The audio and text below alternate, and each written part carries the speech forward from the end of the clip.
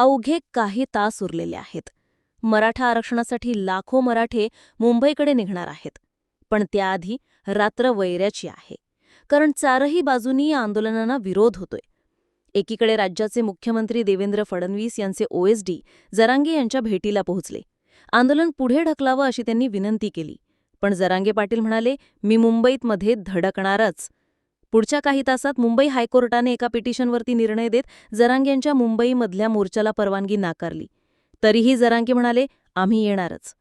OBC आंदोलनकर्ते Laxman Hake, Navnath Waghmare म्हणाले, मराठा आणि कुणबी एक नाहीत, त्यामुळे ओबीसीतून आरक्षण शक्य नाही. तरीही जरांगे म्हणाले, मी येणारच आणि घेणारच.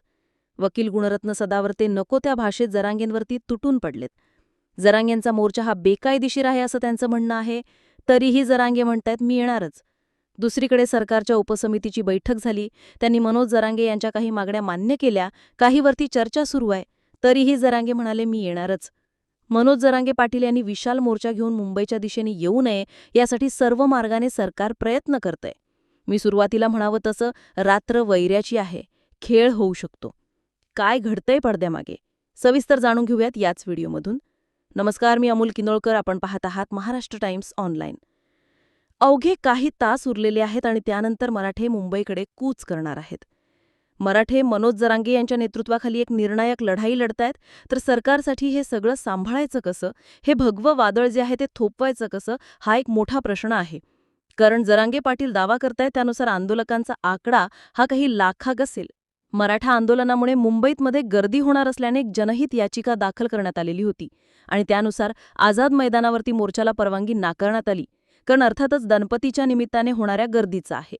त्यानुसार हायकोर्टाने सरकारला महत्त्वाचे निर्देश दिलेले आहेत. नवी मुंबईमध्ये खारघर किंवा अन्यत्र परवानगी देण्याची राज्य सरकारला मुभा असेल असं मुंबई हायकोर्टाने एका जनहित याचिकेमध्ये त्यासंदर्भात सरकारला निर्देश दिलेले आहेत. मुंबईतली रहदारी विस्कळीत होऊ नये यादृष्टीने मुंबईतील आंदोलनाला परवानगी देऊ नये असेही हायकोर्टाने निर्देश त्या ठिकाणी राज्य सरकारला दिलेले आहेत. त्यामुळे सरकार यावरती काय निर्णय घेणार, कोणती दुसरी जागा उपलब्ध करून देणार ते पाहणं महत्त्वाचं आहे. पण दुसरीकडे मनोज जरांगे पाटील मुंबईत येण्यावरती ठाम आहेत. आम्ही कोर्टात लढू आणि मोर्चा आझाद मैदानावरच नेऊ असा निर्धार त्यांचा आहे. हे आंदोलन सरकारला जड जाणार आहे आणि म्हणूनच सरकारनेही आज चर्चेचं दार उघडलं. पहिलं पाऊल देवेंद्र फडणवीस यांनी टाकले.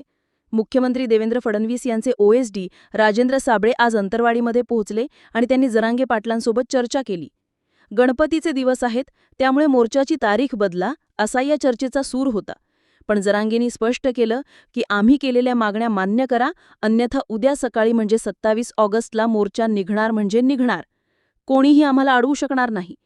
आज संध्याकाळपर्यंत मराठा आरक्षणाची अंमलबजावणी करावी आणि जर तसं झालं तर आम्ही 3 लाख ट्रक काढतो. फडणवीस साहेबांचा बंगला गुलालाने भरून टाकतो. सगळी फुलं आणतो. फडणवीस साहेबांचा बंगला गुलाबाच्या पाकळ्यांनी भरून टाकला तर माझं नाव बदलून टाका, असं म्हणून जरांगे पाटील यांचं म्हणणं होतं. उगाच गोरगरिबांच्या लेकरांची नाराजी का घेता असंही जरांगे पाटलांनी म्हटलं. आम्हाला मुंबईपर्यंत पोहोचण्यासाठी एक रस्ता द्या अशीही मागणी जरांगे पाटलांनी केली. मराठा समाजाचा भव्य मोर्चा मुंबईकडे कूच करणार म्हटल्यावरती सरकारला ऐन वेळेवरती जाग आलेली आहे. पण खरं तर सरकारकडे वेळ होता तेव्हा सरकारने चर्चा केली नाही. स्वतः मनोज जरांगे पाटील यांनी मंत्रिमंडळातल्या सर्व नेत्यांना फोन केले होते. त्यांनी देवेंद्र फडणवीस यांनाही फोन केला होता.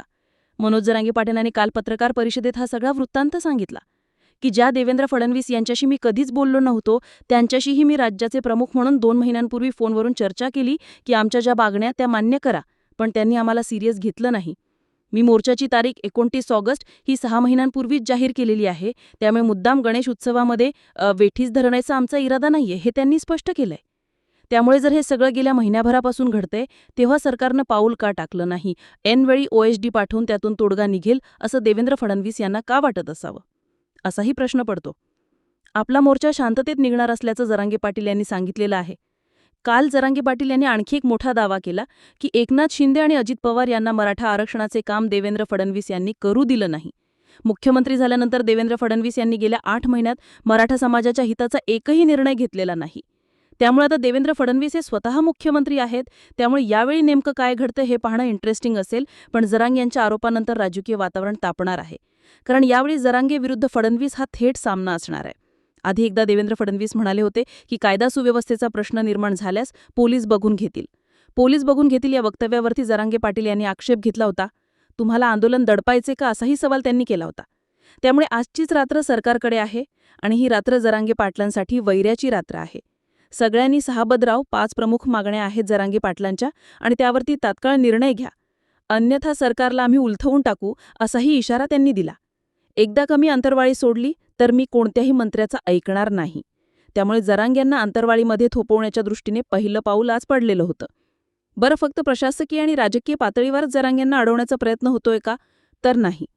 आज या पार्श्वभूमीवरती मराठा आरक्षणासंदर्भामध्ये मंत्रिमंडळ उपसमितीने काही महत्त्वाचे निर्णय घेतलेले आहेत.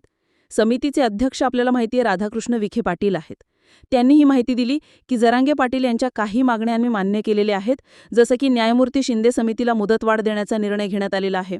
तसंच मृतांच्या नातेवाईकांना सरकारी नोकरी देण्यासंदर्भात कार्यवाही सुरू असून उर्वरित 9 जणांना 3 महिन्यात नोकरी दिली जाईल, असंही त्यांनी आश्वासन दिलंय. हैदराबाद, मुंबई, सातारा, गॅझेट आणि सगळे सोयरे यावरती विचारविनिमय करण्यात आलाय. हैदराबाद गॅझेट संदर्भात न्यायमूर्ती शिंदे समितीला मुदतवाढ देण्याची मागणी जरांगे पाटलांनी केलेली होती आणि त्यानुसार या समितीला 6 महिन्यांची मुदतवाढ देण्याचा निर्णय घेण्यात आल्याची माहिती विखे पाटील यांनी आज या मंत्रिमंडळाच्या बैठकीनंतर दिलेली आहे. पण तरीही याचा जरांगे पाटलांच्या आंदोलनावरती काहीही परिणाम होणार नाहीये, ते येणारच आहेत. मनोज जरांगेंना आझाद मैदानामध्ये पुढचे 2 आठवडे आंदोलन करता येणार नाही, असा महत्त्वाचा निर्णय उच्च न्यायालयाने दिला आणि त्यानंतर ॲडव्होकेट गुणरत्न सदावर्ते यांनी देखील जरांगेंवरती टीका केली. जरांगेंना अटक झाल्यानंतरच कायदा कळेल अशा शब्दात सदावर्ते यांनी टीका केली. मुंबईला जो कोणी अस्थिर करण्याचा प्रयत्न करेल त्याला कायदा आणि त्याची जागा दाखवीन. मनोज जरांगे यांच्या आंदोलनावरती आम्ही रीतसर पोलिसांकडे तक्रार दिली होती, न्यायालयातही अर्ज होता. मनोज जरांगे पाटील न्यायालयापेक्षा मोठे नाहीत असं म्हणत असतानाच मनोज जरांगे पाटील यांच्या मागे शरद पवार आणि उद्धव ठाकरे यांचा हात आहे